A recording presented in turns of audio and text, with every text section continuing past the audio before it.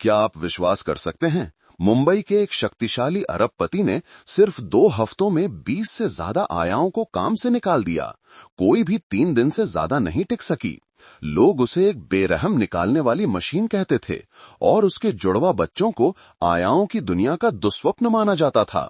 लेकिन फिर गांव से आई एक गरीब घरेलू सहायिका, जिसके पास न कोई डिग्री थी न कोई अनुभव, उसने उस अमीर आदमी को आधी रात में घुटनों पर बैठकर रोने पर मजबूर कर दिया। उसने ऐसा क्या किया?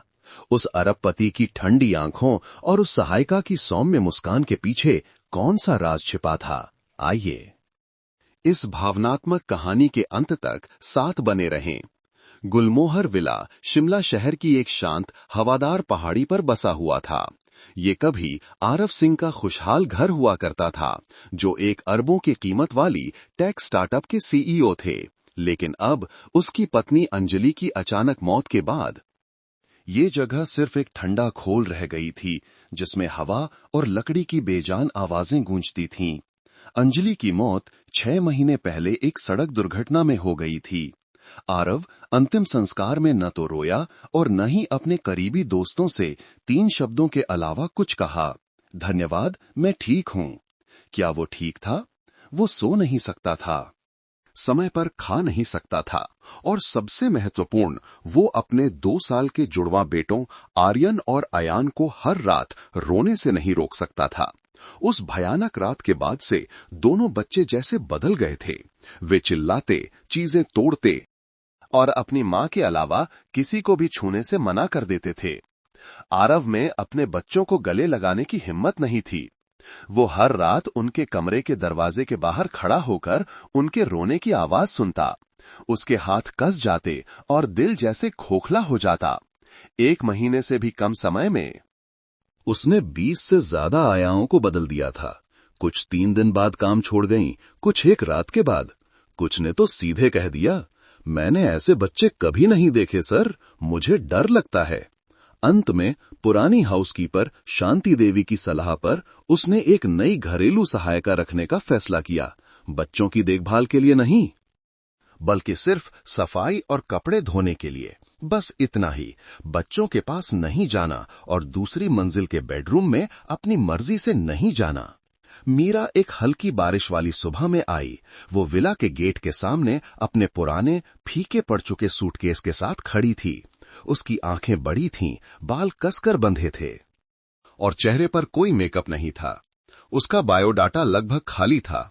कोई खास डिग्री नहीं, बस कुछ रेस्टोरेंट और एक अनाथालय में काम करने का अनुभव था। क्या तुमने कभी आया का काम किया है?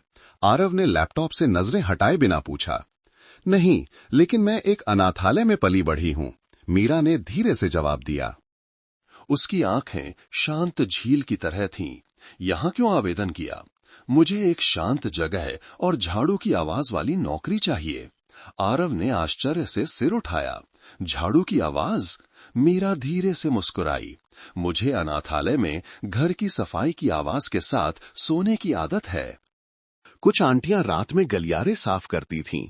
वो आवाज मुझे कम डरने में मदद करती थी। आरव कुछ सेकंड चुप रहा, फिर सिर हिलाया। ठीक है, 1 हफ्ते के लिए कोशिश करो। बच्चों के कमरे के पास नहीं जाना, ये एक सख्त आदेश है। जी, मीरा ने सिर झुकाया। पहली दोपहर उसने चुपचाप काम किया, न ज्यादा बोली, न कुछ पूछा। वो बस पहली मंजिल के गलियारे में घूमती रही, ठंडी हवा में धूल की महीन परतों को धीरे धीरे साफ करती रही। झाड़ों का हर स्ट्रोक एक लय में था, दिल की धड़कन की तरह नियमित। उस रात पहली अजीब बात हुई। आरव एक ऑनलाइन मीटिंग में था जब उसने खामोशी सुनी। उसने जल्दी से माइक्रोफोन बंद किया और उठ खड़ा हुआ। कोई रोना नहीं, कोई चीखना नहीं, कोई चीजों के गिरने की आवाज नहीं, बस झाड़ू की आवाज और हवा की लोरी जैसी एक बहुत हल्की धुन थी।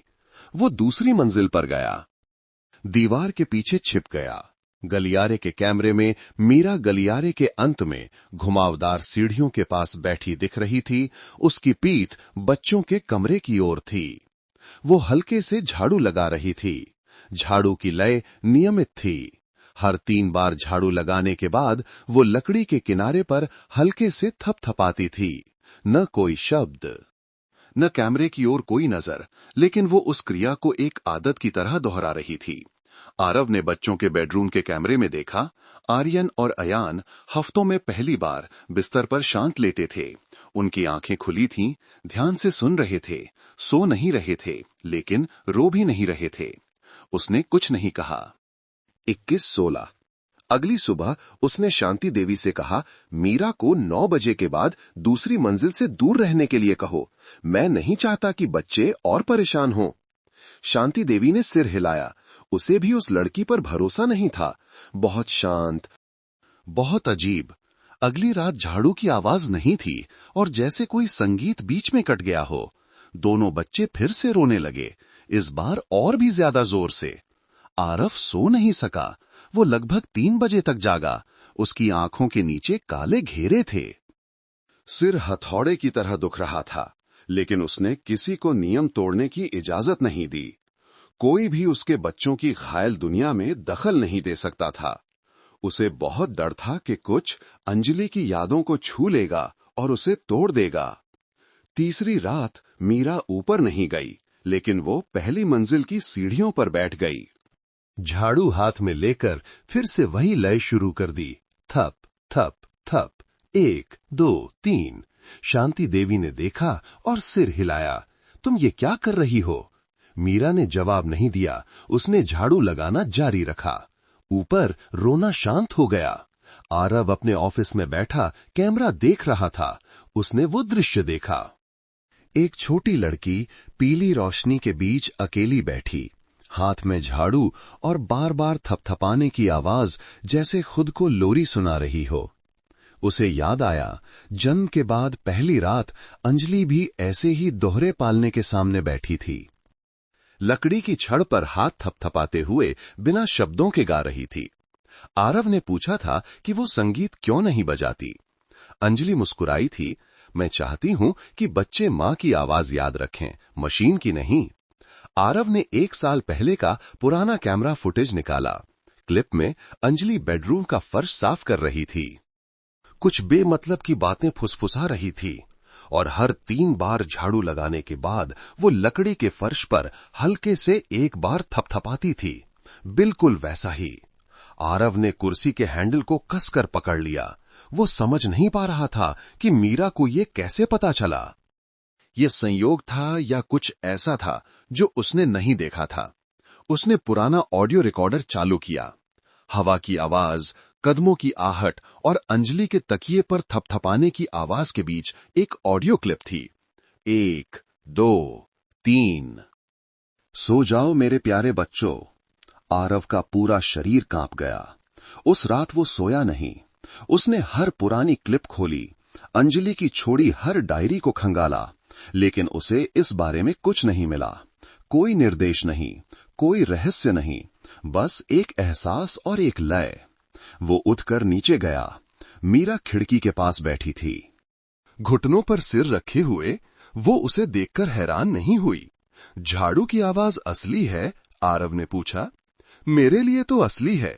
बचपन में यही एकमात्र चीज थी जो मुझे सोने में मदद करती थी। जब भी कोई लय होती, मेरा डर कम हो जाता। और अब तुम इसे मेरे बच्चों के लिए इस्तेमाल कर रही हो। मीरा ने सीधे उसकी आंखों में देखा। मुझे कुछ भी इस्तेमाल करने का अधिकार नहीं है, मैं तो बस झाड़ू लगा रही थी। इस जवाब ने आरव को निशब्द कर दिया। उसने सिर हिलाया और मुड़ गया। महीनों में पहली बार वो बच्चों के कमरे में गया। आर्यन और अयान सो रहे थे। उनके हाथ अभी भी बिस्तर की छड़ पर थे। नन्हे हाथ तकिए को हल्के से छू रहे थे, 3 बार की लय में। 1 2 3। खिड़की से हवा आई। बाहर लटकी विंड चाइम को धीरे से बजाया, जो अंजलि को बहुत पसंद थी। आरव ने गहरी सांस ली और पास गया। उसने अपना हाथ बच्चों के सीने पर रखा और चुपचाप आंखें बंद कर लीं। उसने वो सुना जो उसने बहुत समय से नहीं सुना था, दिल की धड़कन। मीरा ने अपनी आदत बनाए रखी। हर रात 9 बजे के बाद, जब सब लोग अपने कमरों में चले जाते, जब विला की रोशनी यादों के रंग की तरह हल्की पीली हो जाती, वो झाड़ू लेकर पहली मंजिल के गलियारे में धीरे धीरे चलती, लिविंग रूम से लकड़ी की सीढ़ियों तक जो दूसरी मंजिल पर जाती थी, जहां बच्चों का कमरा था। किसी ने उसे ऐसा करने के लिए नहीं कहा था, किसी ने उससे रात में गलियारा साफ करने को नहीं कहा था, लेकिन वो बस करती रही। झाड़ू के 3 स्ट्रोक। लकड़ी के किनारे पर एक हल्की थपथपाहट, बार बार, एक अनजाने संगीत की तरह नियमित। वो ना गाती, ना फुसफुसाती। उसका हर कदम, हर हरकत ऐसी लगती जैसे सैकड़ों बार अभ्यास किया गया हो। शांति देवी, बूढ़ी हाउसकीपर, रसोई से उसे देखती। उसकी आंखों में शक और सतर्कता भरी थी। अमीर घरों में लगभग 30 साल काम करने के बाद उसने हर तरह के दिखावा करने वाले लोगों को देखा था। मीरा नाम की ये लड़की बहुत चुप थी, बहुत कोमल, और उसमें कुछ ऐसा था जो किसी को बेचैन कर देता था। तुम इस समय ये क्यों कर रही हो? शांति देवी ने पूछा। उसकी आवाज में रूखापन छिपा नहीं था। मैं बस अपना काम कर रही हूं। दिन में बस यही समय शांत होता है, मीरा ने बिना सिर उठाए जवाब दिया। तुम्हें नहीं लगता कि इससे परेशानी होती है? क्या पता मालिक को पसंद ना आए। मीरा ने हाथ रोका और उसकी ओर देखा। उसकी आंखों में आग नहीं थी, लेकिन अंधेरे में अजीब तरह से चमक रही थीं। अगर उन्हें परेशानी होगी तो मैं रुक जाऊंगी। फिर वो फिर से झाड़ू लगाने लगी। झाड़ू की आवाज हवा के झोंके की तरह हल्की थी। आरव सिंह दूसरी मंजिल के सोफे पर बैठा चुपचाप अपने फोन पर कैमरा देख रहा था। वो कहना नहीं चाहता था, लेकिन हर रात वो गलियारे के कैमरे से लाइव स्ट्रीम खोलता था। वो समझा नहीं पा रहा था कि झाड़ू की वो आवाज, जो बेमतलब लगती थी, उसके बच्चों को इतना कम बेचैन क्यों कर देती थी। आज रात आरव ने लैपटॉप नहीं खोला। उसने कमरे की लाइट जल्दी बंद कर दी, बस फोन की स्क्रीन पर पीली रोशनी पड़ने दी। और फिर उसने स्पीकर से उस हल्की थपथपाहट की आवाज सुनी, जो बाहर खिड़की की हवा के साथ मिल गई थी। 1, 2, 3। कमरे में आर्यन ने धीरे से करवट ली और शांत हो गया। अयान ने दीवार की ओर मुंह कर लिया, दोनों हाथों से तकिया पकड़ लिया। अब कोई रोना नहीं, कोई सिसकना नहीं। वो नहीं जानता था कि इस भावना को कैसे व्यक्त करे, जैसे कोई उसके दिल के दर्द भरे दरवाजे पर दस्तक दे रहा हो, एक एक ताल पर, उसे खोलने के लिए नहीं कह रहा। बस ये बताना चाहता था कि कोई वहां है। अगली सुबह नाश्ते के समय आरव ने पूछा, क्या वो अभी भी रात में काम करती है? शांति देवी ने सिर हिलाया, संतरे के जूस का गिलास मेज पर रखते हुए। जी हां, ठीक समय पर झाड़ू लेकर ऐसे साफ करती है जैसे कोई रस्म हो। क्या आप चाहते हैं कि मैं उसे रुकने के लिए कहूं? आरव एक पल के लिए चुप रहा, फिर सिर हिलाया। नहीं, कुछ दिन और देखते हैं। तीसरी रात मीरा सीढ़ियों के सामने रुक गई। वो दूसरी मंजिल पर नहीं चढ़ी, लेकिन कुछ मिनट की खामोशी के बाद वो सीढ़ियों के बीच की जगह पर बैठ गई, पीठ रेलिंग से टिकाकर, आंखें बड़ी खिड़की से बाहर देख रही थीं। उसने आंखें बंद कर लीं, हाथ धीरे से अपनी जांघ पर रखा और 3 बार हल्के से थपथपाया। 1, 2, 3। खिड़की से हवा आई, उसके बालों से गुजरी, देवदार की ताजी खुशबू और हल्की ओस लेकर। वो नहीं जानती थी कि बच्चे सुन रहे हैं या नहीं, लेकिन उसे महसूस हुआ कि कुछ शांत हो रहा है, जैसे पूरा घर धीरे धीरे सांस ले रहा है, धीरे धीरे अपनी लय पा रहा है। उसे खुद की याद आई जब वो 6 साल की थी। पहली बार अनाथालय के अंधेरे कमरे में बंद कर दी गई थी, क्योंकि उसने एक भूखे बच्चे को बची हुई रोटी दे दी थी। उस रात वो बिना आवाज के रोई, लेकिन गलियारे से झाड़ू की आवाज आ रही थी। बस एक रात का चौकीदार झाड़ू लगा रहा था। उसे पता भी नहीं था कि कोई छोटी लड़की कमरे में कांप रही है। उसी आवाज ने उसे संभाला था। 1 हफ्ता बीत गया और एक अजीब बात हुई। दोनों बच्चे फिर से सोने लगे। मनोचिकित्सक ने आरव को बच्चों को विशेष चिकित्सा के लिए ले जाने या विदेशी विशेषज्ञ को काम पर रखने की सलाह दी थी, लेकिन सिर्फ एक झाड़ू, एक लयबद्ध थपथपाहट और एक बिना डिग्री वाली महिला के साथ दोनों बच्चे रात में धीरे धीरे शांत होने लगे। आरव बदलने लगा, वो घर पर ज्यादा रहने लगा, सुबह की बैठकें दोपहर में करने लगा। रात में वो अपने ऑफिस में बैठता, लैपटॉप नहीं खोलता। बस गलियारे की आवाज सुनता, जहां एक अजनबी अनजाने में वो कर रही थी जो वो महीनों से करने में असमर्थ था। एक शनिवार की रात जब मीरा रसोई साफ कर रही थी, आरव अंदर आया। वो हैरान होकर सिर उठाई। मीरा, वो झिझका। उस दिन तुमने मुझसे पूछा था कि क्या मेरे पास विंड चाइम है?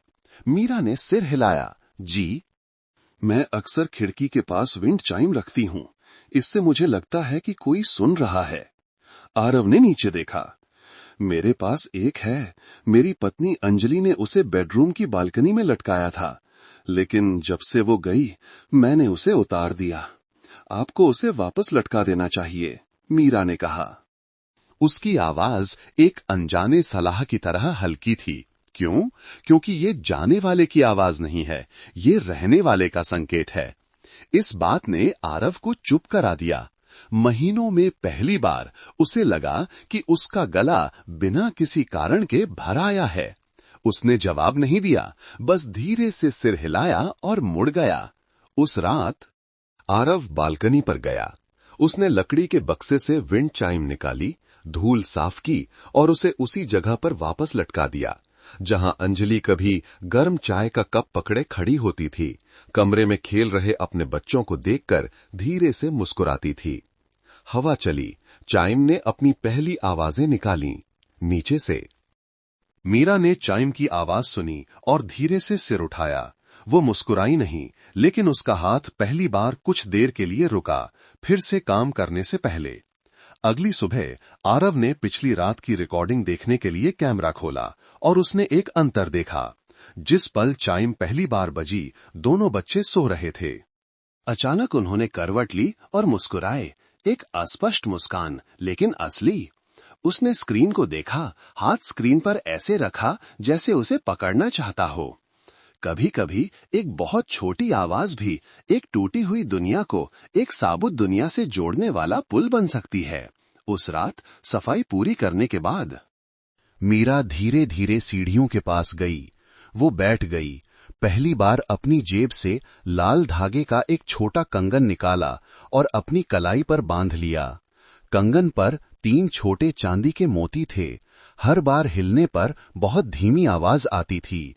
उसने अपना हाथ घुटने पर रखा, 3 बार थपथपाया। 1, 2, 3। दूसरी मंजिल पर दोनों बच्चे सो चुके थे। पूरा घर शांत था।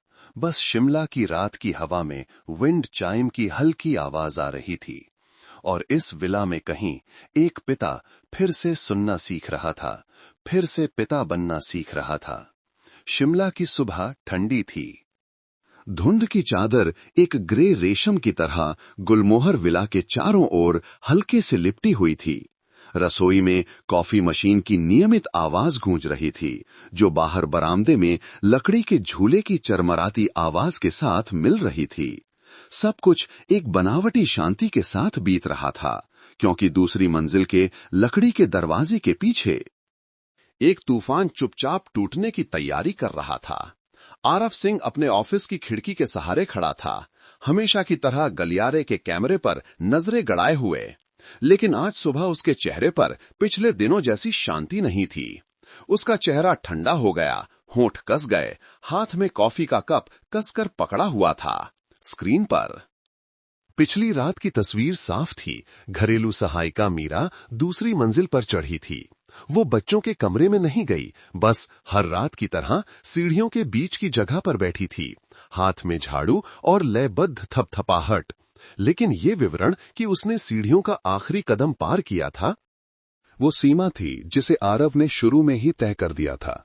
उसने गहरी सांस ली, शांति देवी को बुलाते समय अपनी आवाज को नियंत्रित करने की कोशिश की। मीरा को मेरे पास भेजो, अभी। ऑफिस की रोशनी ठंडी और चमकदार थी। आरव मेज के पीछे एक जज की तरह ठंडा बैठा था। मीरा अंदर आई, हाथ पेट के सामने हल्के से रख के। उसकी आंखें हमेशा की तरह शांत थीं। तुम्हें शुरुआती शर्त पता थी? आरव ने बिना किसी भूमिका के शुरू किया। दूसरी मंजिल पर नहीं जाना, बच्चों के कमरे के पास नहीं जाना। मैंने बहुत साफ कहा था। मुझे पता है, मीरा ने जवाब दिया, ना कोई सफाई दी। नजरें झुकाईं, तो तुमने जानबूझकर ऐसा क्यों किया? तुम्हें लगता है कि ये बच्चों के लिए अच्छा है? मीरा 1 सेकंड चुप रही, फिर जवाब दिया, बच्चों को मेरी जरूरत नहीं है, लेकिन ऐसा लगता है कि उन्हें किसी ऐसी आवाज की जरूरत है जो उन्हें अकेला महसूस न कराए। तुम्हें लगता है कि तुम मेरे बच्चों को मुझसे बेहतर समझती हो। आरव की आवाज तीखी हो गई। नहीं, मैं बच्चों को नहीं समझती। मीरा रुकी। लेकिन मैं उस एहसास को समझती हूं जब कोई डर में कैद हो और कोई उसे छूने की हिम्मत न करे। ये बात उस पत्थर की दीवार पर एक कट की तरह थी जिसे आरव ने खुद बनाया था। 1 सेकंड के लिए उसकी आंखें डगमगाईं, लेकिन बहुत जल्दी उसने अपनी ठंडी भावभंगिमा वापस पा ली। अब से तुम सिर्फ पहली मंजिल पर काम करोगी। रात 8 बजे के बाद गलियारे में जाने की इजाजत नहीं है। अगर तुमने फिर से नियम तोड़ा तो मैं तुम्हें तुरंत नौकरी से निकाल दूंगा। मीरा ने सिर झुकाया। मैं समझ गई। जब वो कमरे से बाहर निकली तो शांति देवी गलियारे में इंतजार कर रही थीं। हाथ बांधे उसे ऐसे देख रही थी जैसे उसने पहले ही भविष्यवाणी कर दी हो। तुम बहुत होशियार हो, उसने आधे मजाक में कहा। सोचा था कि सिर्फ घर साफ करोगी, किसे पता था कि तुम ऊंचा चढ़ना भी जानती हो। मीरा ने जवाब नहीं दिया। वो बस हवा के झोंके की तरह चुपचाप गुजर गई, लकड़ी पर कदमों की आहट छोड़ गई। उस रात पहली मंजिल का गलियारा खामोश था। न झाड़ू की आवाज, न थपथपाहट की लय। पूरा विला एक सूखी खामोशी में डूबा हुआ था। और फिर जैसे एक संगीत की लय टूट गई हो, दूसरी मंजिल के बेडरूम से रोने की आवाज आने लगी। पहले सिर्फ सिसकियां, फिर लगातार चीखें। दोनों बच्चे जैसे पागल हो गए। बेहोशी में सब कुछ तोड़ने लगे और चिल्लाने लगे। आरव ऊपर भागा, लेकिन जब वो कमरे में गया तो उन्होंने उसे छूने से मना कर दिया। आर्यन ने तकिया पकड़ लिया। उसका चेहरा लाल था। वो चिल्लाया, मां, मां मत जाओ। और अयान ने उसकी ओर खिलौने फेंके। उसके हाथ कांप रहे थे। उसकी आंखों में दहशत थी। वो सिर पकड़कर फर्श पर बैठ गया, असहाय। पहली मंजिल पर मीरा रसोई में बैठी थी। उसने रोने की आवाज सुनी, लेकिन हिली नहीं। उसका दिल फट रहा था। ऊपर से हर चीख उसकी अपनी यादों में गूंज रही थी। वो रातें जब कोई नहीं आता था, जब उसे अनुशासन के कमरे में बंद कर दिया जाता था। उसके हाथ कांपने लगे। उसने झाड़ू को कसकर पकड़ लिया, लेकिन ऊपर नहीं गई।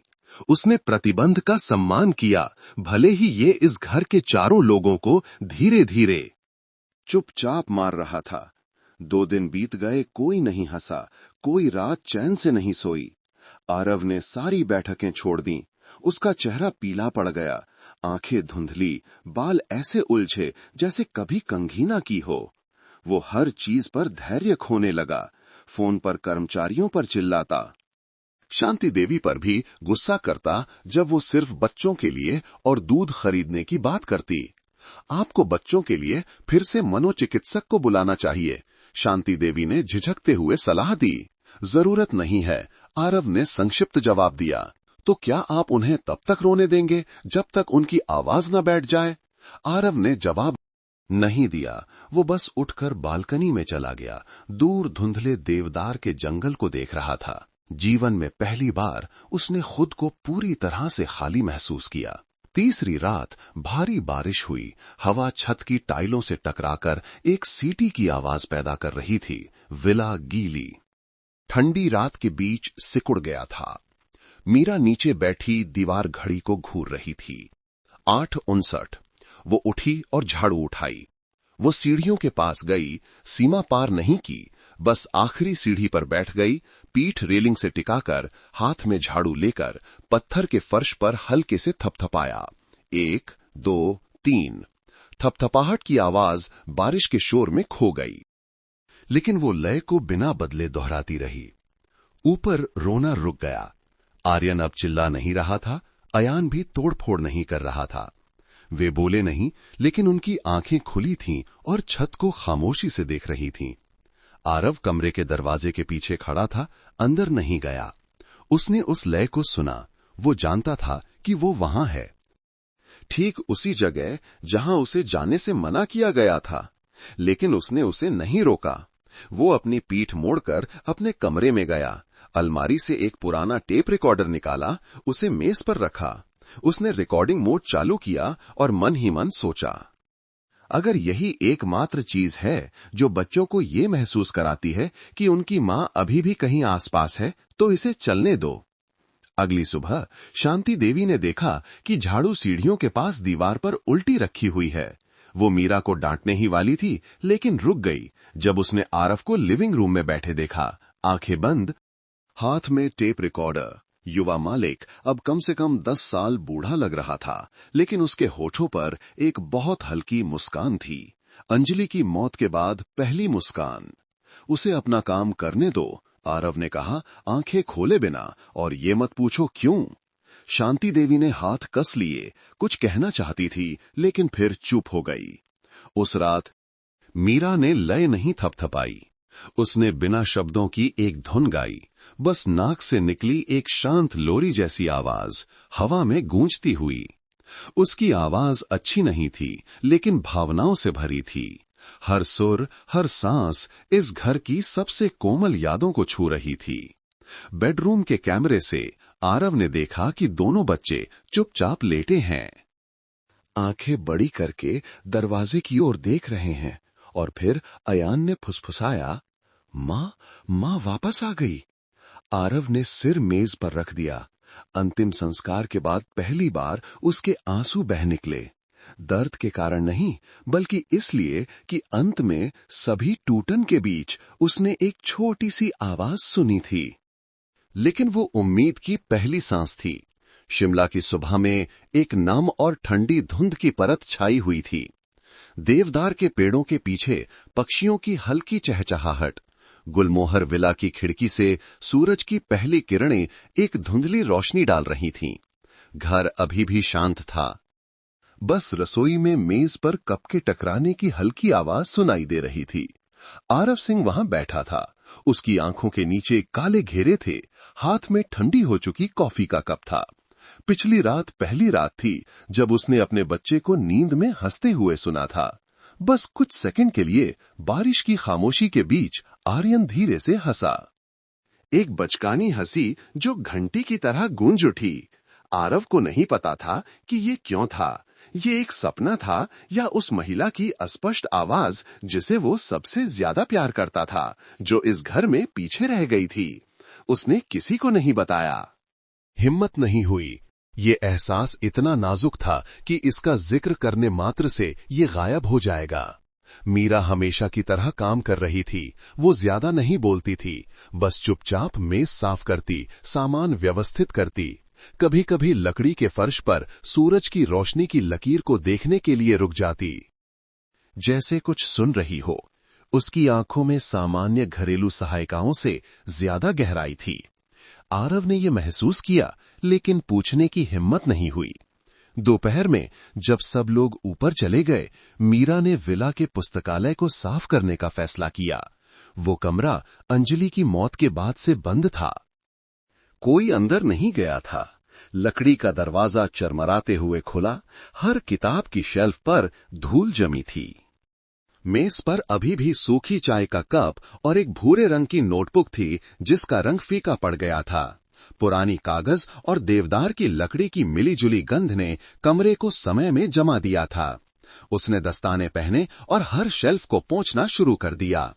उसका हाथ गलती से एक मोटी किताब से टकराया, जिसका कवर सादा था, कोई लेबल नहीं। 2 उपन्यासों के बीच फंसी हुई थी। जब उसने उसे बाहर निकाला तो उसने एक छोटी सी खनक सुनी। किताब के पीछे एक खाली जगह थी। मीरा ने अपना हाथ अंदर डाला और किसी ठंडी सख्त चीज को छुआ। एक छोटा लकड़ी का बक्सा। उसने उसे मेज पर रखा। धूल की मोटी परत जमी थी। बक्से का ढक्कन एक साधारण पीतल के हुक से बंद था। कोई चाबी नहीं थी। मीरा ने सावधानी से एक हेयरपिन से हुक खोला, इतनी धीरे से जैसे अंदर की चीज को चोट पहुंचाने से डर रही हो। ढक्कन एक सूखी आवाज के साथ खुल गया। अंदर कुछ छोटी मोटी चीजें थीं, एक छोटा चांदी के रंग का मिनी ऑडियो रिकॉर्डर, एक मेमोरी कार्ड, मोटे पन्नों वाली एक नोटबुक और एक बिना सील किया हुआ पत्र। सब कुछ बड़े करीने से व्यवस्थित था, इतनी सावधानी से जैसे मालिक चाहता हो कि कोई इसे ढूंढे, लेकिन बहुत जल्दी नहीं। मीरा बैठ गई, सावधानी से नोटबुक खोली। कागज पर नरम लिखावट समान रूप से चल रही थी, एक महिला की विशिष्ट लिखावट। पहले पन्ने पर पहली पंक्ति ने उसे रोक दिया। अगर कोई इसे पढ़ रहा है तो इसका मतलब है कि मैं अब यहां नहीं हूं। अंजलि की आवाज जैसे उसके कानों में गूंज उठी, हल्की लेकिन साफ, जैसे वो पन्नों के बीच फुसफुसा रही हो। मीरा ने पन्ने पलटे। अगले पन्नों में जुड़वा बच्चों की आदतों के बारे में विस्तृत नोट्स थे। आर्यन को लकड़ी की थपथपाहट सुनना पसंद था। अयान को सोने से पहले ठंडे फर्श को छूना पसंद था। छोटे छोटे चित्र भी थे, झाड़ू रखने की जगह, झाड़ू लगाने का कोण। कमरे के चारों ओर घूमने की दिशा इतनी सावधानी से कि ये जुनून जैसा लगता था। 3 बार की लय की आवाज बच्चों को शांत करती है, शायद इसलिए कि गर्भावस्था के दौरान मैं ऐसे ही सांस लेने का अभ्यास करती थी। सांस लो, सांस छोड़ो, उन्होंने उस लय को याद कर लिया। अगर मैं ना रहूं तो उम्मीद है कि कोई बच्चों के लिए लय बनाए रखना चाहेगा। मीरा ने नोटबुक को कसकर पकड़ लिया। उसने कभी किसी को मातृत्व के बारे में इतनी शांति और लगन से लिखते नहीं देखा था। उसने ऑडियो रिकॉर्डर चालू किया। कुछ सेकंड की खरखराहट के बाद एक कोमल आवाज गूंजी, मेरे प्यारे बच्चों, मैं यहां हूं। 1, 2, 3। सो जाओ। वो आवाज पतली, साफ और प्यार से भरी थी, लेकिन उसके नीचे एक दोहराई जाने वाली आवाज थी, झाड़ू के फर्श से हल्के से टकराने की आवाज, नियमित और लयबद्ध। 1, 2, 3। मीरा ने आंखें बंद कर लीं। पता नहीं कब आंसू बह निकले। उसे लगा जैसे कोई उसके पीछे खड़ा है, उसके कंधे पर हाथ रखा है, कह रहा है, कृपया इस आवाज को बंद ना होने देना। उसने आंखें खोली, खुद को शांत किया, आंसू पोंछे और नोटबुक बंद कर दी। जब वो बक्से को वापस रखने वाली थी तो उसने बिना सील किया हुआ पत्र देखा। बाहर किसी का नाम नहीं लिखा था। वो झिझकी, अंत में उसने उसे खोला। आरव, अगर तुम ये पत्र पढ़ रहे हो तो शायद मैं अब तुम्हारे साथ नहीं हूं। अपने बच्चों को प्यार किए जाने का एहसास भूलने मत देना। मुझे पता है तुम बच्चों से प्यार करते हो, लेकिन तुम उन्हें ये दिखाना नहीं जानते। तुम होशियार और बुद्धिमान हो, लेकिन प्यार को किसी प्रोजेक्ट की तरह प्रोग्राम नहीं किया जा सकता। बच्चों को सुनो, उन्हें सुधारने की कोशिश मत करो। हर बच्चे को सुरक्षित महसूस करने के लिए बस एक जानी पहचानी लय की जरूरत होती है, और अगर कोई इतना शांत है कि इस लय को सुन सके तो कृपया उस पर विश्वास करना। आखिरी हस्ताक्षर सरल था, अंजलि। मीरा ने पत्र मोड़ा, बहुत देर तक चुपचाप बैठी रही। खिड़की के बाहर हवा धीरे धीरे सीटी बजा रही थी। देवदार के पत्ते एक दूसरे से टकराकर सरसराहट की आवाज कर रहे थे, ठीक वैसी ही आवाज जैसी उस रिकॉर्डिंग में थी। वो समझ गई, अंजलि कभी भी एक खालीपन नहीं छोड़ना चाहती थी। उसने बस एक अधूरा संगीत छोड़ा था, किसी और का इंतजार कर रही थी कि वो आखिरी सुर बजाए। शाम को आरव सिंह पुस्तकालय के पास से गुजरा, देखा कि लाइट अभी भी जल रही है। वो अंदर गया। मीरा चौंक गई, जल्दी से खड़ी हो गई। तुम यहां क्या कर रही हो? उसने पूछा। आवाज अभी भी शांत थी, लेकिन पहले की तरह ठंडी नहीं थी। मैं बस किताबें साफ कर रही थी, इस कमरे में बहुत धूल है। आरव ने चारों ओर देखा। पुरानी लकड़ी और कागज की गंध ने उसे थोड़ा रोक दिया। ये वो जगह थी जहां वो डायरी लिखती थी। मुझे पता है, मीरा ने धीरे से जवाब दिया। तुम्हें पता है? उसने भौहें सिकोड़ी। मीरा चुप रही, फिर मेज पर रखे लकड़ी के बक्से को उसके सामने रख दिया। मुझे ये किताबों की शेल्फ के पीछे मिला। ये शायद अंजलि जी का है। आरव ने बक्से को देखा, उसके हाथ हल्के से कांपे। उसने ढक्कन खोला, उसकी आंखें जैसे अतीत में खिंच गईं। बक्से में सब कुछ वैसा ही था जैसा अंजलि के जीवित रहते हुए था। उसने ऑडियो रिकॉर्डर को पहचाना जो उसने उसे बच्चों के लिए लोरी रिकॉर्ड करने के लिए खरीदा था। लेकिन बाद में उसने कहा कि ये पुराना हो गया है, काम नहीं करता। पता चला कि उसने इसे अभी भी रखा था, अभी भी इस्तेमाल करती थी, बस उसे बताया नहीं था। उसने रिकॉर्डर चालू किया, अंजलि की कोमल आवाज गूंजी, हर जानी पहचानी थपथपाहट की आवाज पूरे कमरे में फैल गई। 1, 2, 3। बाहर की हवा की आवाज मशीन की आवाज के साथ मिल गई। दोनों ने एक अस्पष्ट सांस जैसी आवाज बनाई। मीरा चुपचाप खड़ी रही, नजरें झुकाए, देखने की हिम्मत नहीं हुई। आरव ने रिकॉर्डर मेज पर रख दिया। वो कुछ कह नहीं सका, उसका गला भर आया। ऐसा लगा जैसे किसी ने उसके सीने से सारी हवा खींच ली हो। उसने रूखी आवाज में पूछा, तुमने सुना? हां, मीरा ने धीरे से जवाब दिया। उनकी आवाज अभी भी बहुत गर्म है। एक लंबी खामोशी। आरव ने मुंह फेर लिया, दोनों हाथ मेज पर टिका दिए। मुझे लगा कि मुझे उसकी सारी आवाज याद है, लेकिन पता चला कि मैं लगभग सब कुछ भूल गया हूं। आप भूले नहीं हैं, मीरा ने नरम आवाज में कहा, बस आपने फिर से सुनने की हिम्मत नहीं की। इस बात ने आरव को रोक दिया। उसने उसकी ओर देखा, उसकी आंखों में कुछ नरम हो गया। तुम्हें ये नोटबुक कहाँ मिली? किताबों के शेल्फ के पीछे आपके लिए एक पत्र भी है। मीरा ने उसे दिया। उसने उसे लिया, खोला। उसकी आंखें धीरे धीरे हर पंक्ति पर घूमी। जितना वो पढ़ता गया, उसका सीना उतना ही कसका गया।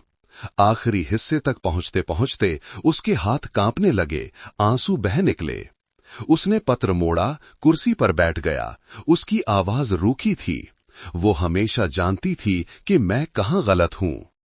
जब वो नहीं थी, तब भी वो जानती थी। मीरा पास खड़ी रही, कुछ नहीं बोली। उसने बस रिकॉर्डर को वापस बक्से में रख दिया, ढक्कन को एक रस्म की तरह धीरे से बंद कर दिया। वो आपको दोष नहीं देती।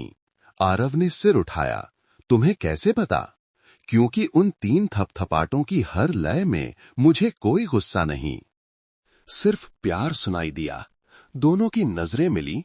अब मालिक नौकर का कोई भेद नहीं था, बस 2 इंसान थे जो एक जा चुके व्यक्ति के खालीपन के बीच खड़े थे। आरव ने गहरी सांस ली। उसकी आवाज कांप रही थी। मुझे नहीं पता कि अब बच्चों के साथ क्या करना है। क्या तुम्हें लगता है कि मुझे वो फिर से करना चाहिए, वो लय? मीरा धीरे से मुस्कुराई। उसकी आंखें नम थीं। कोई भी उनकी तरह बिल्कुल वैसा नहीं कर सकता, लेकिन अगर आप अपने दिल की लय को सही रखेंगे तो बच्चे समझ जाएंगे। आरव ने सिर हिलाया। उसने बक्सा पकड़ा, उसे सीने से लगा लिया, जैसे डर हो कि वो गायब हो जाएगा। उस पल में शाम की धूप खिड़की से आई, सीधे उन दोनों पर पड़ी। हवा में धूल के कण चमक रहे थे, जैसे यादों के कण बह रहे हों। घर शांत था, लेकिन अब ठंडा नहीं था। बाहर हवा धीरे धीरे चली, विंड चाइम की लंबी गूंज लेकर। 3 ध्वनियां, 1, 2, 3, जा चुके व्यक्ति की गूंज और उन लोगों की जीवन की लय जो आगे बढ़ना सीख रहे थे। शिमला का आखिरी जाड़ा उत्तर के ऊंचे पहाड़ों जैसा कड़ाके का नहीं था, लेकिन ओस की ठंडक इतनी गहरी थी कि हर कोई गर्म कंबल में रहना चाहता था। लेकिन आज सुबह गुलमोहर विला में माहौल थोड़ा नरम लग रहा था, मौसम के कारण नहीं, बल्कि एक अदृश्य लेकिन स्पष्ट बदलाव के कारण। आरव सिंह अब कैमरे की स्क्रीन के सामने चुपचाप नहीं बैठा था। वो पहली मंजिल पर था, अपनी शर्ट की आस्तीनें मोड़े, लिविंग रूम में हर तस्वीर के फ्रेम को ध्यान से पोंछ रहा था। एक साधारण सा काम, लेकिन उसके लिए जो घर के सारे काम दूसरों पर छोड़ देता था, ये एक बड़ा कदम था। मीरा अंदर आई। उसे कमरे के बीच में सबसे बड़े तस्वीर के फ्रेम के सामने खड़ा देखकर हैरान रह गई। ये 3 साल पहले ली गई एक पारिवारिक तस्वीर थी। अंजलि ने सफेद पोशाक पहनी थी, दोनों हाथों में अयान और आर्यन को पकड़ा हुआ था, और आरव तीनों को अपनी बाहों में लिए खड़ा था। उसकी आंखें चमक रही थीं। मैंने इसे साफ कर दिया है, आरव ने बिना मुड़े कहा। बहुत समय से इस तस्वीर को सीधे देखने की हिम्मत नहीं हुई। मीरा ने पानी की ट्रे मेज पर रखी, धीरे से कहा, क्योंकि आपको याद आने का डर था। नहीं, आरव ने सांस छोड़ी। क्योंकि मुझे भूल जाने का डर था। एक खामोशी छाई रही, फिर वो मुड़ा। उसकी नजरें मीरा पर टिकी। बच्चे अभी भी किसी को छूने नहीं देते, लेकिन कल रात अयान ने खुद खिड़की खोली। मीरा मुस्कुराई। ये एक संकेत है। कैसा संकेत? वे दरवाजे खोलना सीख रहे हैं, सिर्फ खिड़की के नहीं, बल्कि दिल के दरवाजे भी। आरव कुर्सी पर बैठ गया, दोनों हाथ आपस में गूंथे। मीरा, अगर तुम्हारे पास बच्चों के पास धीरे से पहुंचने का कोई तरीका है तो मैं चाहता हूं कि तुम कोशिश करो। मीरा ने अपनी हैरानी नहीं छिपाई। आप निश्चित हैं? आरव ने सिर हिलाया। तुम पहली हो जिसके कदमों की आहट सुनकर बच्चे चिल्लाए नहीं, और तुम अकेली हो जिसे गाते सुनकर वे चुप हो गए। मीरा ने सीधे उसकी आंखों में देखा। लेकिन एक शर्त है, उसने भौहें चढ़ाईं। शर्त? आपको भी बच्चों की दुनिया में कदम रखना होगा, सिर्फ बाहर से कैमरा नहीं देखना होगा। आरव चुप रहा। कुछ देर बाद उसने धीरे से सिर हिलाया। उस रात महीनों में पहली बार जुड़वां बच्चों के कमरे की लाइट सामान्य से ज्यादा देर तक जली रही। मीरा एक छोटी लकड़ी की कुर्सी लेकर कमरे के बाहर आई और धीरे से दरवाजा खटखटाया। कोई जवाब नहीं आया, लेकिन उसने कदमों की आहट और फिर चाबी की खनक सुनी। दरवाजा थोड़ा सा खुला। आर्यन वहां खड़ा था, आंखें बड़ी, होंठ भींचे हुए। अयान अंदर एक पुराने घिसे पिटे टेडी बियर को पकड़े बैठा था।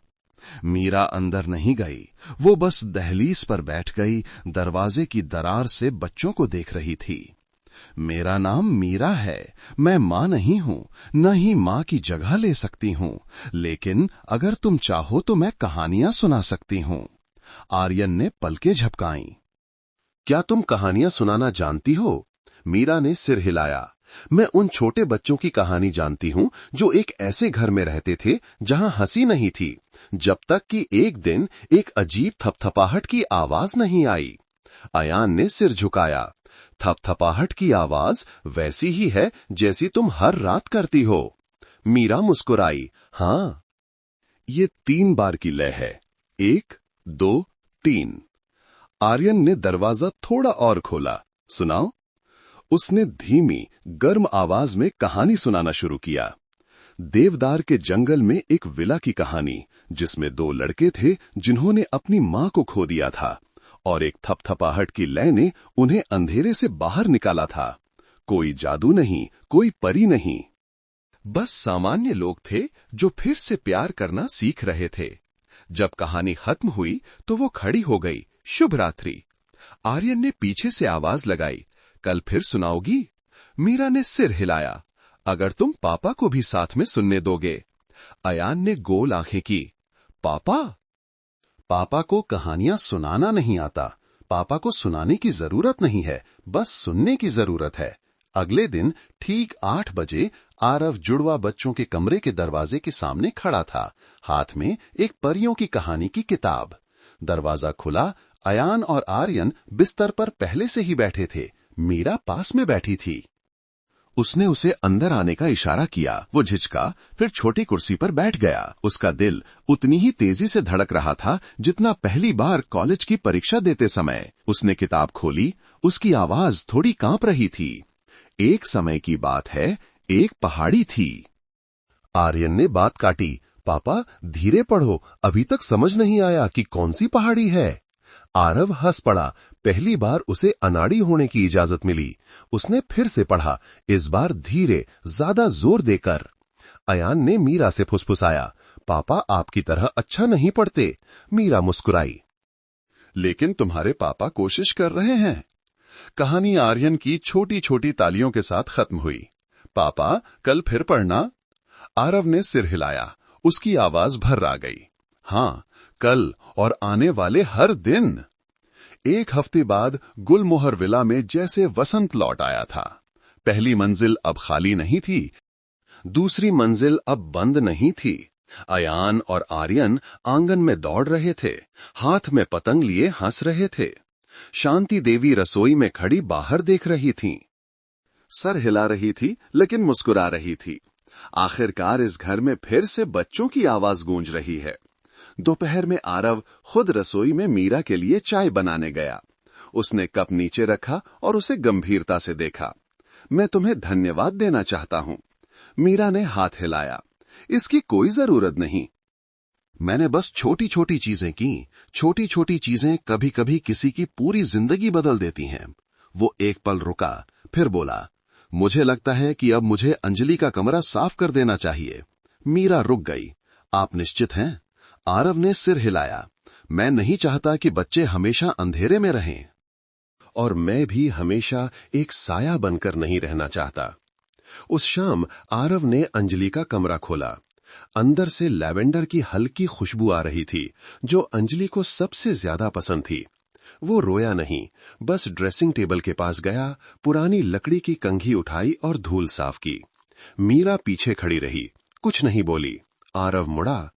उसकी नजरें उस पर टिकीं। मीरा, अगर हो सके तो क्या तुम और ज्यादा समय तक रुक सकती हो? एक घरेलू सहायिका के रूप में नहीं, बल्कि एक साथी के रूप में। मीरा ने उसे चुपचाप देखा, फिर धीरे से सिर हिला दिया। नीचे से अयान की आवाज आई, दादी कहानी सुनाओ। आरव हंस पड़ा। कहानी सुनाने वाले का समय हो गया है। वो मुड़ा, तेजी से सीढ़ियां उतर गया, अपने साथ एक ऐसी मुस्कान लेकर जो पहली बार सचमुच जिंदा थी, किसी के लिए नहीं बल्कि खुद के लिए। और उस लकड़ी के घर में, देवदार के जंगल के बीच, बहुत समय बाद पहली बार सारे दरवाजे सचमुच खुल गए थे। घर के भी और दिल के भी। सुबह की धूप गुलमोहर विला की दूसरी मंजिल के बेडरूम की खिड़की से आ रही थी। महीनों में पहली बार अयान और आर्यन ने खुद पर्दे हटाए। दोनों बच्चे एक साथ खड़े थे। उनकी आंखें सामने के बड़े बगीचे को देख रही थीं, जहां सूरज देवदार के पत्तों के बीच से झांक रहा था। रोशनी इतनी कोमल थी जैसे मां का हाथ सहला रहा हो। आरव आधे बंद दरवाजे के पीछे खड़ा था, चुपचाप अपने बच्चों को देख रहा था। वो अंदर नहीं गया, बस ये जानना कि वे शांत हैं, अपने बचपन को जी रहे हैं, उसके दिल को धड़काने के लिए काफी था। पहले वो सोचता था कि उसने जुड़ने की क्षमता खो दी है, लेकिन अब उसने सीखा था कि एक बच्चे को समझने के लिए पहले उनकी सांसों की लय को सुनना जरूरी है। उस सुबह नाश्ते में पहली बार अयान ने आरव को मेज पर आते देख बात की। पापा, क्या आप ऑमलेट खाएंगे? आरव हैरान रह गया, फिर सिर हिलाया। हाँ, मुझे पसंद है। आर्यन जल्दी से बोला, मैं अंडा फोड़ूं? मीरा रसोई के काउंटर पर खड़ी थी, हाथ में तवा। उसने आरव की ओर मुड़कर देखा। उसकी आंखों में खुशी की चमक थी और कुछ कहने की जरूरत नहीं थी। वे समझ गए थे कि टूटे हुए टुकड़े जुड़ने लगे हैं। उस दिन से जब उन्होंने साथ में कहानियां सुनाई थीं, आरव और दोनों बच्चों की एक नई आदत बन गई थी। सुबह सुबह बगीचे में टहलना। शुरू में बस कुछ कदम, फिर हर दिन दूरी बढ़ती गई, हंसी ज्यादा होती गई। एक दिन अयान ने आरव का हाथ खींचा और बगीचे के पीछे की छोटी ढलान की ओर इशारा किया। पापा, मैं वहां चढ़ना चाहता हूं। आरव रुक गया। ये वो जगह थी जहां अंजलि दोनों बच्चों को सूर्यास्त देखने ले जाती थी। और ये वो जगह भी थी जहां उसके अंतिम संस्कार के बाद वो पास जाने की हिम्मत नहीं कर पाया था। मीरा पीछे से धीरे से बोली, कुछ जगहों पर वापस जाना जरूरी होता है, भूलने के लिए नहीं, बल्कि सही तरीके से याद करने के लिए। आरव ने अपने बेटे का हाथ पकड़ा। चलो चलते हैं। तीनों पिता पुत्र ढलान पर चढ़ने लगे। सूरज उनकी पीठ पर पड़ रहा था। सुबह की घास पर उनके हर कदम के निशान बन रहे थे।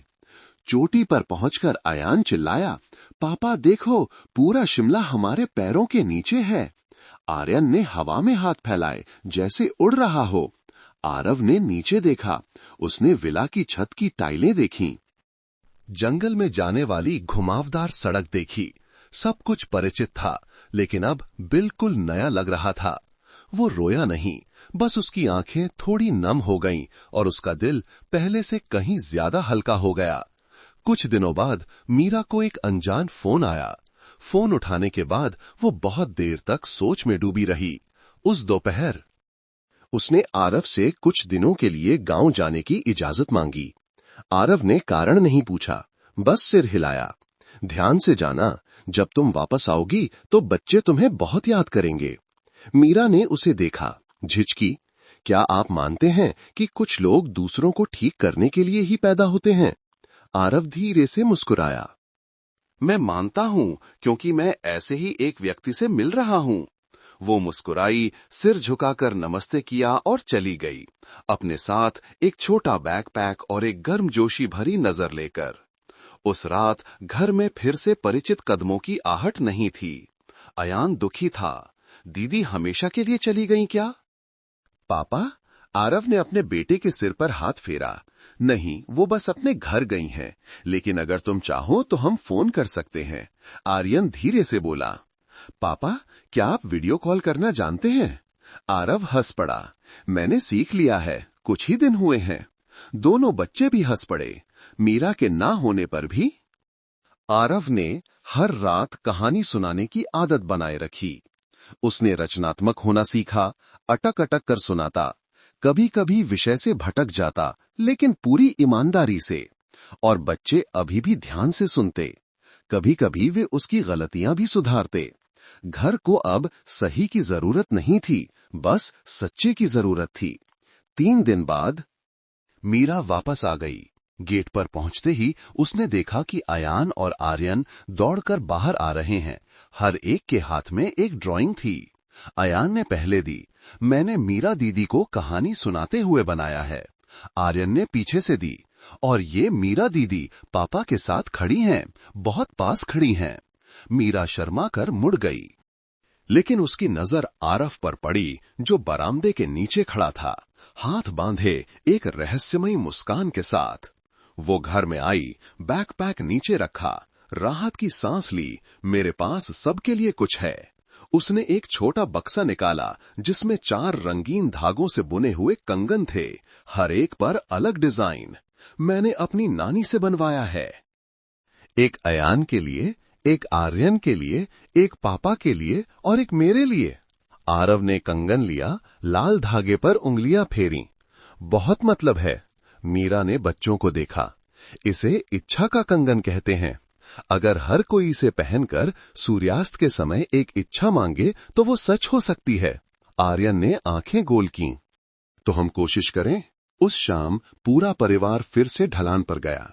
जब सूरज जंगल के किनारे को छू रहा था, चारों एक साथ खड़े थे, आंखें बंद करके, और हर कोई अपने दिल में एक इच्छा रख रहा था।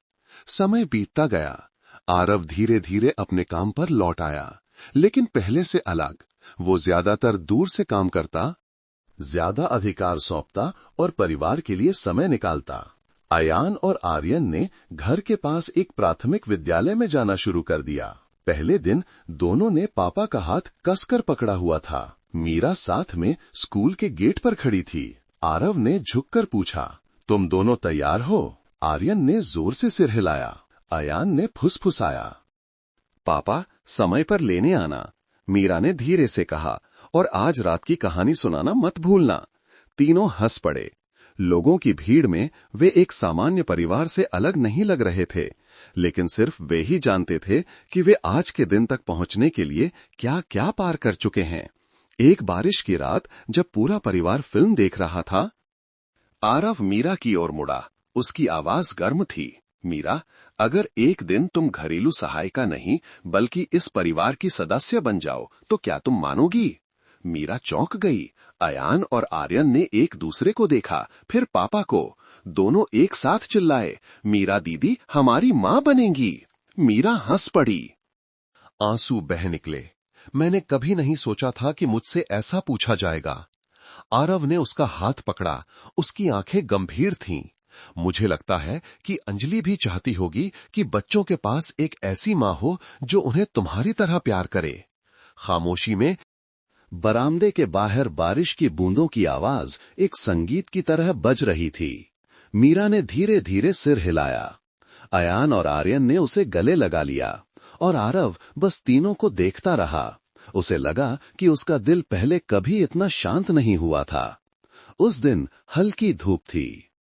शिमला ने जैसे एक पतली पीली चादर ओढ़ ली हो। हवा में हल्की ठंडक थी, इतनी सुखद कि आप महसूस कर सकते थे कि आप इस विशाल धरती के बीच सचमुच जिंदा हैं। गुलमोहर विला अब पहले की तरह खामोश नहीं था। बच्चों की हंसी हर सुबह और शाम नियमित रूप से गूंजती थी। आंगन में झाड़ू लगाने की आवाज, पानी उबलने की आवाज, कभी कभी लिविंग रूम में गिटार की आवाज के साथ मिलकर घर में सांस थी, आत्मा थी। आरव शीशे के सामने खड़ा था, अपनी शर्ट का कॉलर ठीक कर रहा था।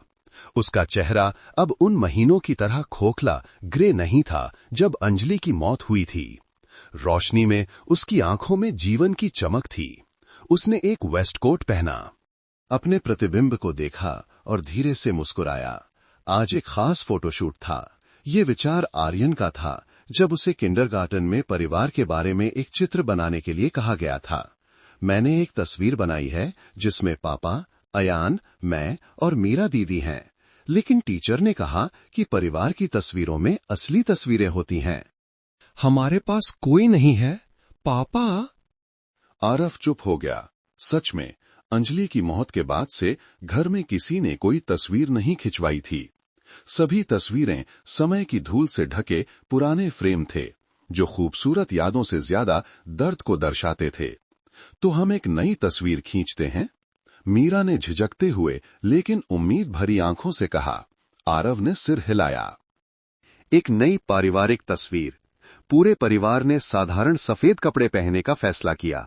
मीरा ने एक मध्यम लंबाई की पोशाक पहनी थी, बाल हल्की से ऊपर बंधे थे। अयान और आर्यन ने सफेद शर्ट, भूरे रंग की पैंट पहनी थी। हेयर स्टाइल से लेकर आंखों तक बिल्कुल एक जैसे। आरव ने सादे कपड़े पहने थे, कोई टाई नहीं, बस एक पतला ऊनी कोट। फोटोशूट विला के पीछे के बगीचे में ही आयोजित किया गया था, जहां देवदार के पेड़ों के बीच से रोशनी छनकर आ रही थी। जहां अंजलि ने एक बार कहा था, मैं चाहती हूं कि ये जगह बच्चों की हर मुस्कान को सहेज कर रखे। फोटोग्राफर मीरा की एक पुरानी दोस्त थी, युवा, प्यारी और बहुत समझदार। उसने किसी को पोज देने का आदेश नहीं दिया, बस अनुरोध किया कि वे जैसे हैं वैसे ही रहें, एक परिवार की तरह। शुरू में आरव झिझक रहा था, अकड़ा हुआ खड़ा था, हाथ कहां रखे समझ नहीं आ रहा था। लेकिन कुछ ही मिनटों के बाद अयान दौड़कर आया और उसे अपनी पीठ पर उठाने के लिए कहा। आर्यन ने मीरा का हाथ पकड़कर उसे धूप की ओर खींच लिया, और जब मीरा ने मुड़कर उसे देखा तो उसकी नजर जैसे उसके दिल के किसी गहरे कोने को छू गई। सारी बाधाएं गायब हो गईं। उसने तीनों को गले लगा लिया। फोटोग्राफर ने उस पल को कैद कर लिया। जब चारों एक घेरे में एक दूसरे को गले लगा रहे थे, छनकर आती रोशनी उन पर एक कोमल जादू की तरह पड़ रही थी।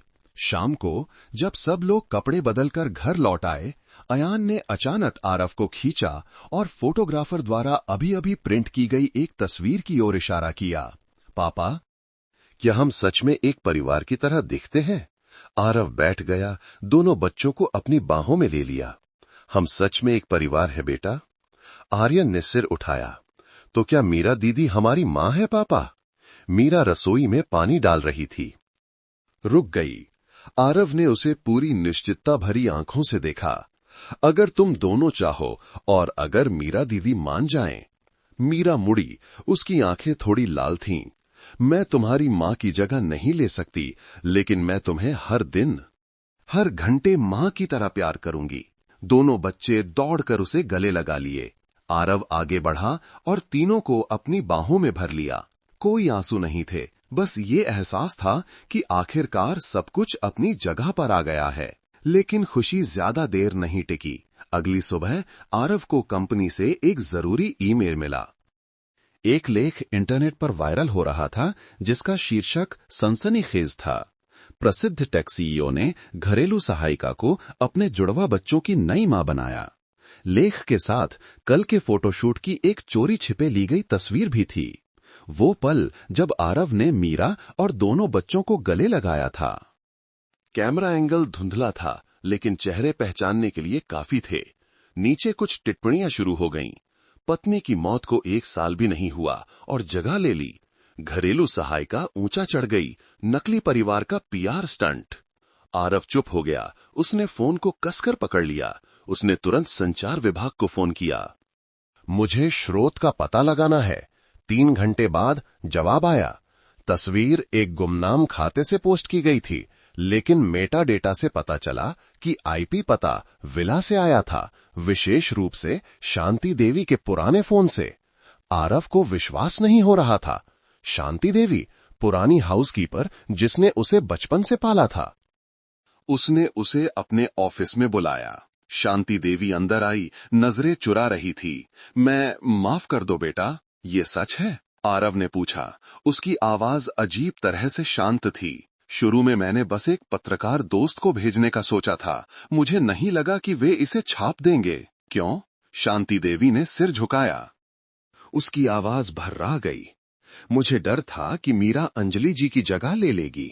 मैं बच्चों से प्यार करती हूं, लेकिन मैं नहीं चाहती कि अंजलि जी के अलावा कोई और उनकी मां बने। आरव बहुत देर तक चुप रहा, फिर उसने सिर्फ इतना कहा, आप अपना सामान पैक कर सकती हैं। मैं नहीं चाहता कि इस घर में कोई भी बच्चों को और चोट पहुंचाए। शांति देवी चुपचाप चली गई, अपने साथ यादें और पछतावा दोनों लेकर। उस रात आरव अपने ऑफिस की मेज पर बैठा था।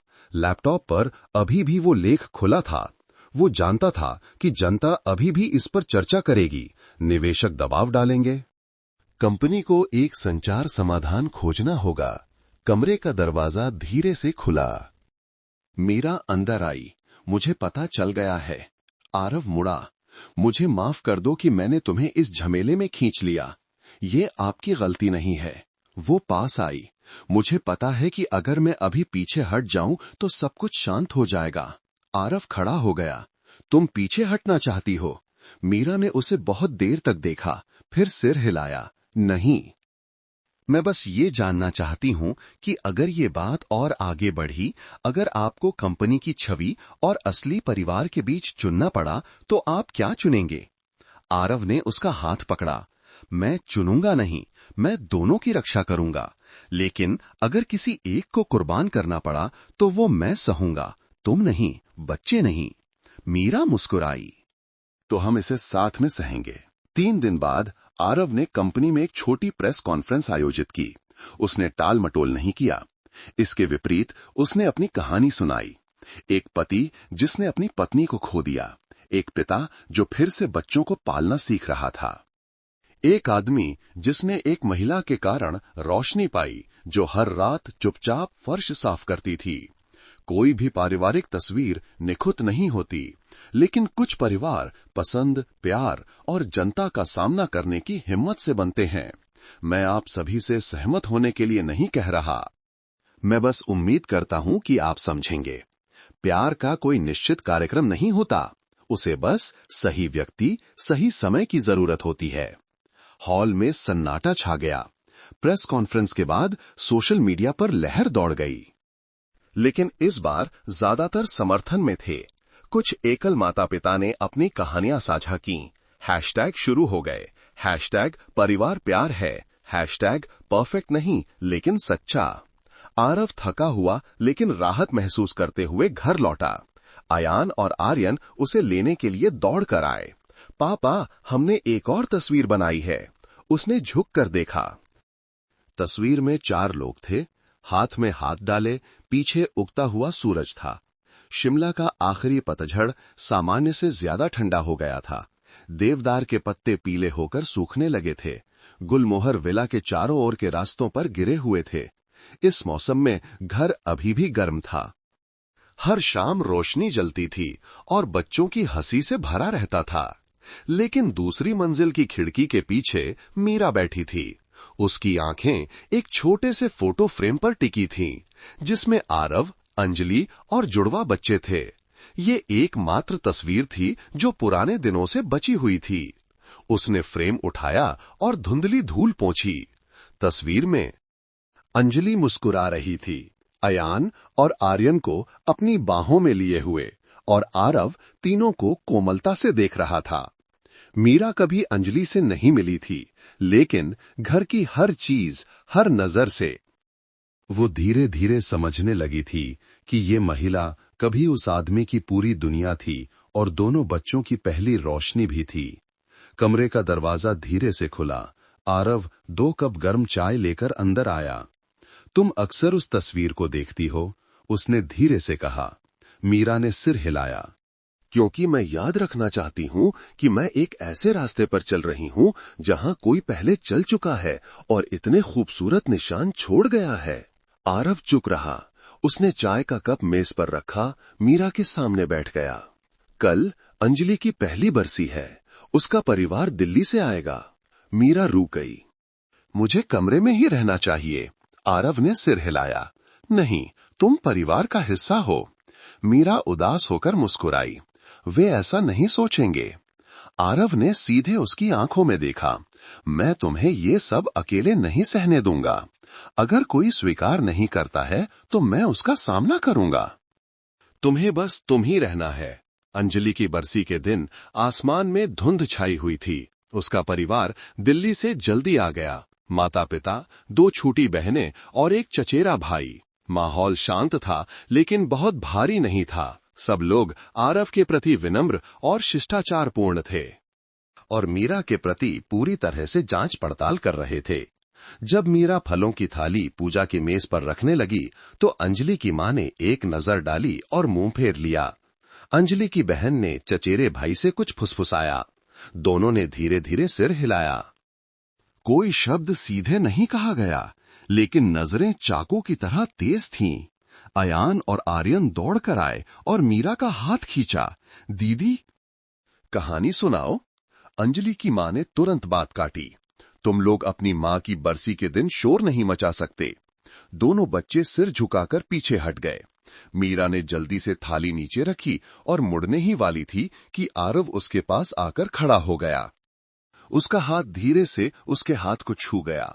वो यहां है क्योंकि अंजलि ने कभी ऐसी ही कामना की थी। उसने अंजलि की मां से कहा। उसकी आवाज हल्की लेकिन दृढ़ थी। अंजलि चाहती थी कि कोई बच्चों को फिर से हंसना सिखाए और उसने ये कर दिखाया है। पूरा लिविंग रूम खामोश हो गया। अंजलि के पिता ने सिर हिलाया। उनकी आवाज गहरी थी। बस बच्चे खुश रहें, बाकी बातें तुम तय करो। अंजलि की मां मुड़ गई। उसकी आंखें लाल थीं। उसने कुछ नहीं कहा, लेकिन मीरा ने साफ देखा कि ये अब अस्वीकृति की नजर नहीं थी, बल्कि एक मां की नजर थी जो अपने पोते पोतियों के दिल में किसी और को जगह लेते देख दर्द और लाचारी दोनों महसूस कर रही थी। उस रात जब सब लोग चले गए, मीरा पीछे के आंगन में अकेली बैठी थी। वो आसमान को देख रही थी, जहां चांद अभी अभी पूरा गोल होकर निकला था। आरव आया और उसे एक शॉल ओढ़ाई। तुम ठीक हो? मीरा धीरे से मुस्कुराई। मैं उनसे नाराज नहीं हूं। मैं बस खुद से पूछ रही हूं कि क्या मैं कभी सच में तुम्हारी जिंदगी में कदम रख पाऊंगी। आरव उसके पास बैठ गया। तुम्हें कदम रखने की जरूरत नहीं है। तुम बहुत पहले से ही वहां हो, बस तुमने महसूस नहीं किया। लेकिन मेरे पास जो कुछ भी है वो एक जा चुके व्यक्ति से है। यहां तक कि बच्चों का प्यार भी इसलिए है क्योंकि मैं उनकी तरह हूं। नहीं, आरव ने सिर हिलाया। बच्चे तुमसे प्यार करते हैं क्योंकि तुम उनके साथ तब थी जब पापा नहीं थे, क्योंकि तुम जानती हो कि उन्हें कब गले लगाना है, कब चुप रहना है। और मैं तुमसे प्यार करता हूं क्योंकि तुमने मुझे फिर से जीना चाहा। रात की हवा ठंडी थी, लेकिन मीरा को अपना दिल गर्म लगा।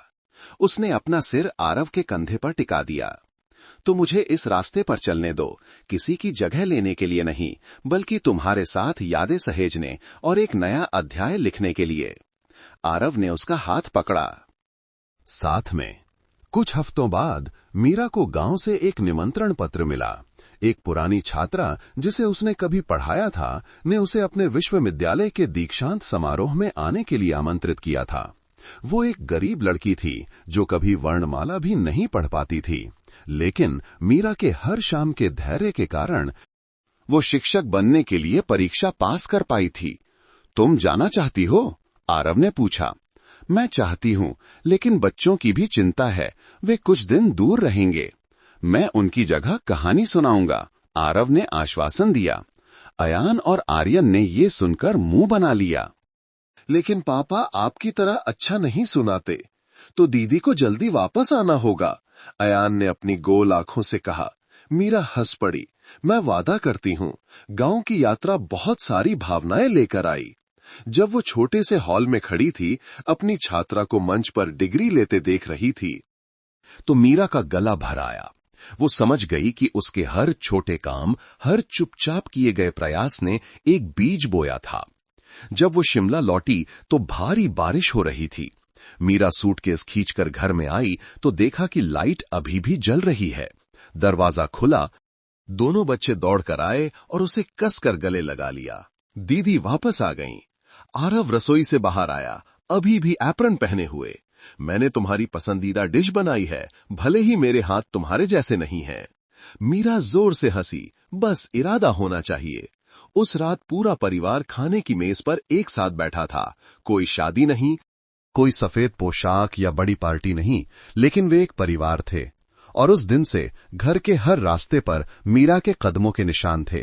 अंजलि की जगह लेने के लिए नहीं, बल्कि अपने तरीके से प्यार को आगे बढ़ाने के लिए। सप्ताहांत की सुबह की शुरुआत रसोई में फैलती टोस्ट की महक से हुई। अयान और आर्यन खाने की मेज पर बैठे थे। उनके हाथ जैम से सने थे, मुंह पर बड़ी सी मुस्कान थी। मीरा रसोई के पास खड़ी थी, उसके बाल करीने से बंधे थे, हाथ में स्पैचुला से अंडे पलट रही थी। आरव टी शर्ट और स्पोर्ट्स पैंट में आया, हाथ में कॉफी का कप था जिसमें से अभी भी धुआं निकल रहा था।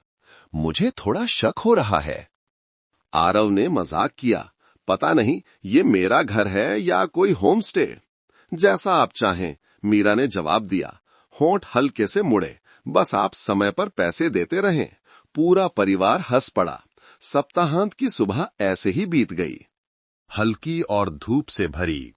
लेकिन ये शांतिपूर्ण माहौल दोपहर तक ही चला, जब आरव को दोनों बच्चों के किंडरगार्टन के प्रिंसिपल का फोन आया। आरव जी, मैं आपको सूचित करना चाहती हूं कि अयान ने अभी अभी अपनी कक्षा के एक बच्चे को मारा है। आरव रुक गया। क्या? उसने किसे मारा? बगल की कक्षा के एक लड़के को। और टीचर के अनुसार वो बहुत गुस्से में था जब उसने उस लड़के को ये कहते सुना कि उसकी मां उसे छोड़कर चली गई है। उस दोपहर आरव ने अयान को स्कूल से लिया। साथ में आर्यन और मीरा भी थे। घर के रास्ते में अयान चुपचाप बैठा रहा। उसका चेहरा खिड़की की ओर था, एक शब्द भी नहीं बोला। आर्यन चुपके से अपने बड़े भाई को देख रहा था, हाथ में बैकपैक कसकर पकड़ा हुआ था। घर पहुंचकर आरव ने अयान को अपने ऑफिस में बुलाया। छोटा लड़का अपने पापा के सामने खड़ा था। उसके कंधे हल्के से कांप रहे थे। क्या तुम पापा को बताना चाहते हो कि क्या हुआ था? अयान ने होंठ भींचे, कुछ देर बाद धीरे से बोला। उसने कहा कि मेरी कोई मां नहीं है। मैंने कहा कि है। वो हंसकर बोला, तुम्हारी मां को तुम इतने परेशान करते होगे कि वो तुम्हें छोड़कर चली गई। मुझे बहुत गुस्सा आया। मैंने उसे मार दिया। आरव ने हाथ कस लिए गहरी सांस ली। तुमने दूसरे को मारकर गलती की, तुम समझते हो? अयान ने सिर झुकाया। मैं समझता हूं, लेकिन मैं नहीं चाहता कि कोई कहे कि मीरा दीदी हमारी मां नहीं है।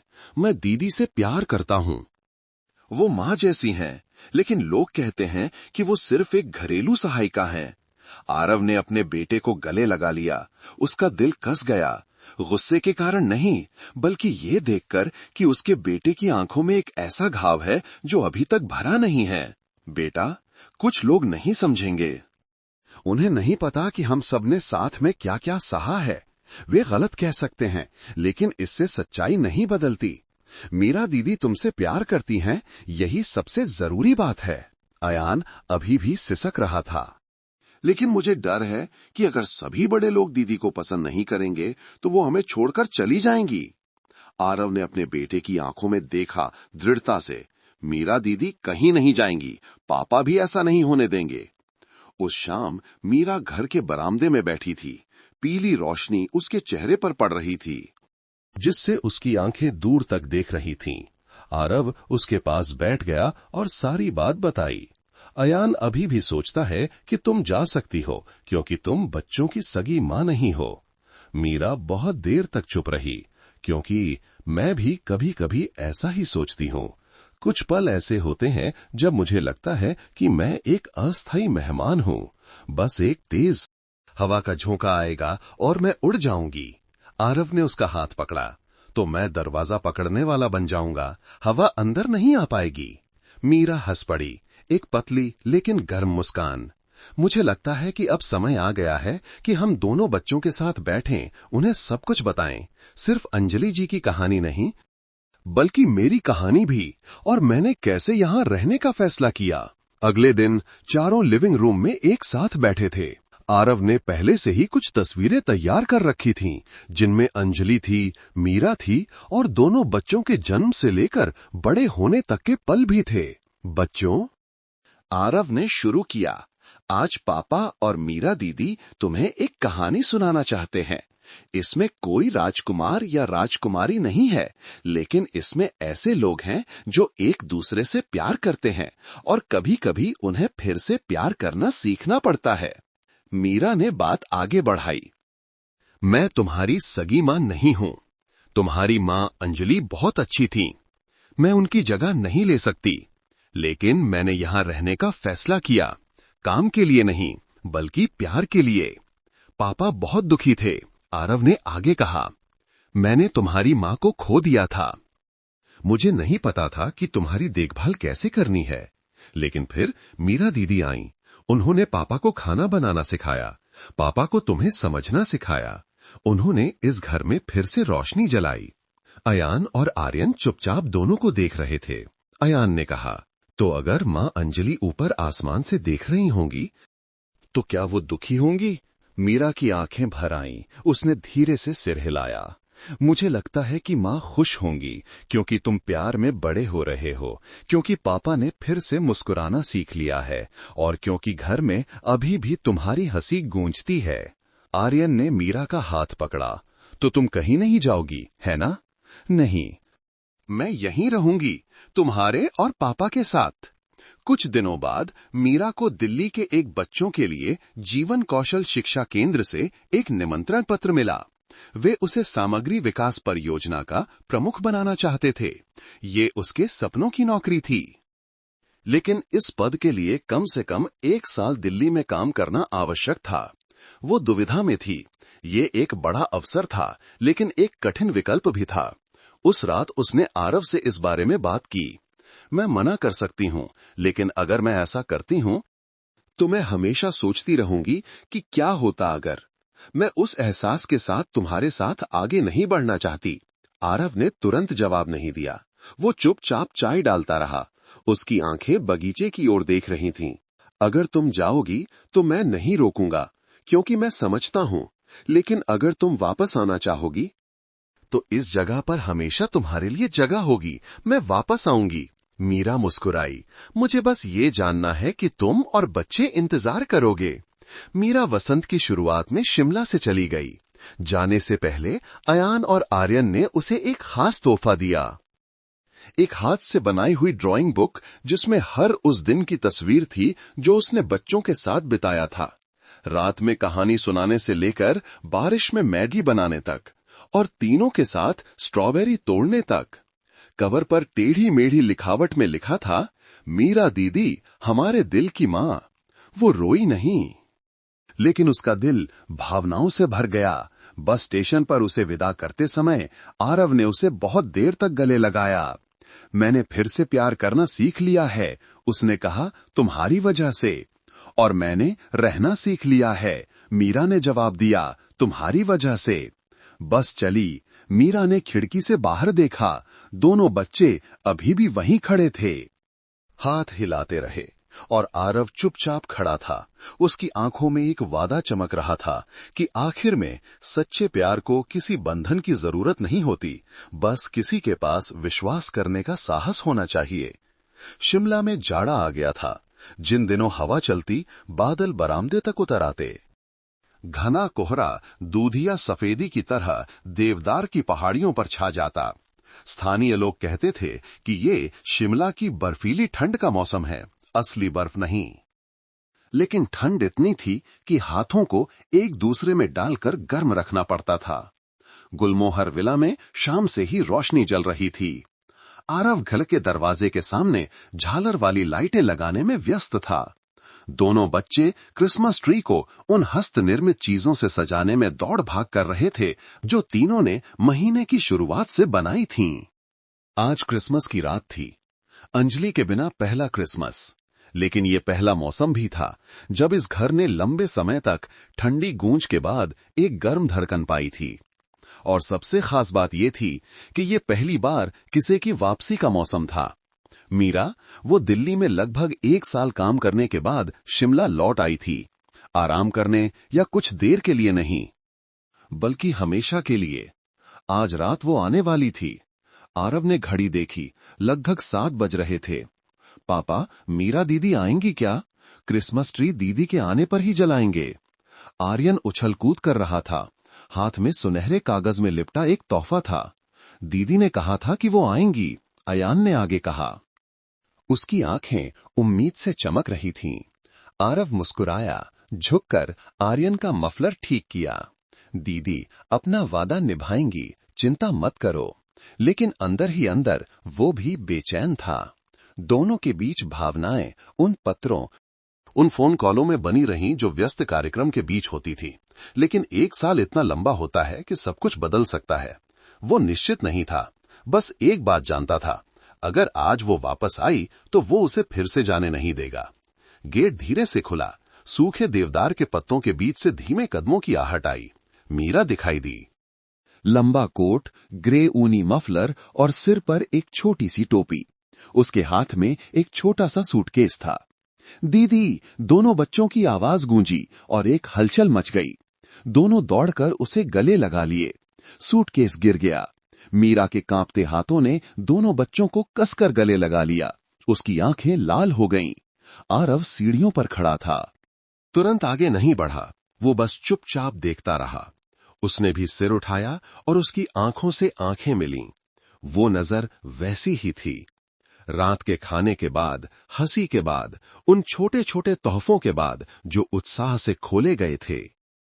आरव ने तीनों को क्रिसमस ट्री के सामने बुलाया।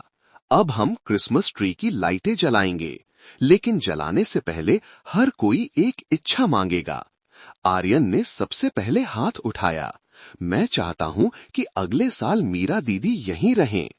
अयान ने आगे कहा, मैं चाहता हूं कि हर शनिवार को मीरा दीदी के हाथ का पिज्जा खाने को मिले। मीरा शर्मा कर मुस्कुराई। ये इच्छा है या मुझे और काम पर लगाना है? पूरा परिवार हंस पड़ा।